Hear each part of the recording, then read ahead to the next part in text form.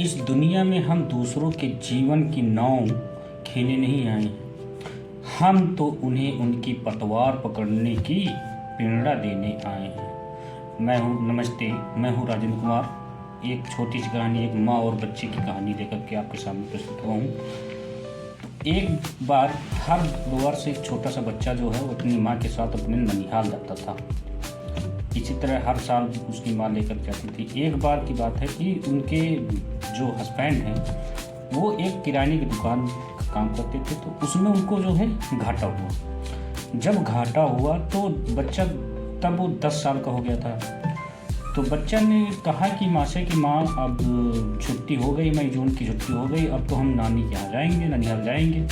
तो माँ ने कहा बेटा इस बार हम मामा के यहाँ, नानी के यहाँ नहीं जा सकते, क्योंकि मतलब पिताजी की दुकान में लॉस हुआ है और हम उनका हाथ बटाना चाहते हैं। जब बच्चा जिद करने लगा, कहा कि नहीं माँ मुझे जाना है, तो फिर अपने पति से बात की, तो पति ने भी समझाया बच्चे को कि बेटा इस बार नहीं, अगले बार चले जाना, इस बार जो है पैसों की दिक्कत है, तो इस बार मम्मी नहीं जाएंगी।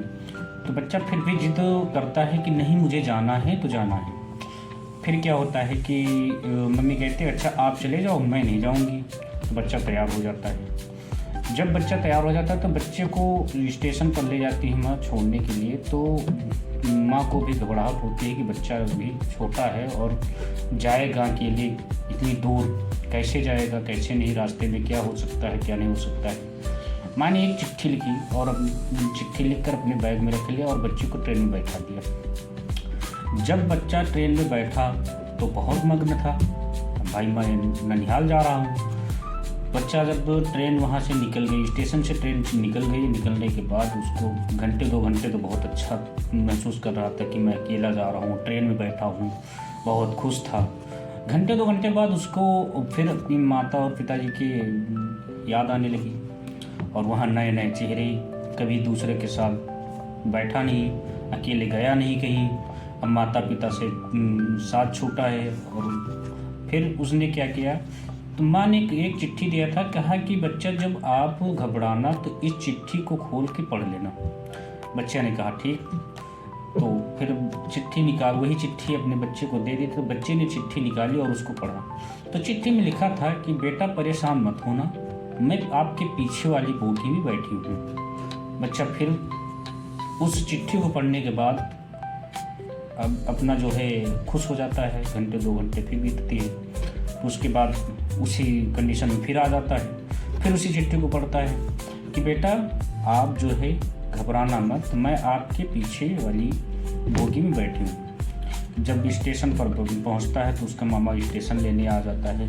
तो जब मामा के पास गया तो मामा से कहा कि मामा देखिए मम्मी भी आई हैं। तो वो मामा भी है कि मम्मी तो घर पर हैं। उन्होंने कहा नहीं बेटा मम्मी घर पर हैं, आप चलिए।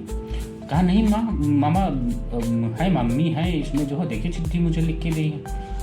तो मामा ने कहा कि अच्छा, उन्होंने ये दिमाग लगा के दिया है कि कहीं अगर ये भयभीत हो तो इस बच्चे को ये न लगे कि मैं इनके साथ नहीं हूँ। इसी तरह भगवान भी सोचते हैं, जब भी हम घर से निकलते हैं तो आपको उत्साहित करने के लिए भगवान भी कहते हैं कि हम बेटा आप आगे चलिए, मैं आपके पीछे हूँ।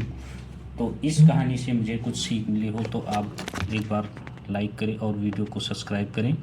मेरी कहानी अच्छी लगे तो दूसरों के पास शेयर करें। धन्यवाद। दूसरी कहानी फिर लेकर के आपके सामने आऊँगा इसी तरह की। धन्यवाद, नमस्ते।